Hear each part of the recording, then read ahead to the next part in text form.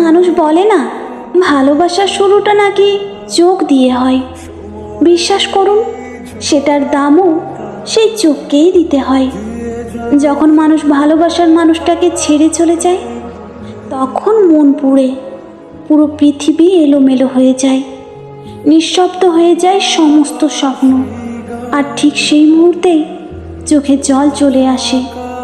এটাকেই হয়তো বলে, চোখের ভালোবাসার দাম চোখকেই দিতে হয়।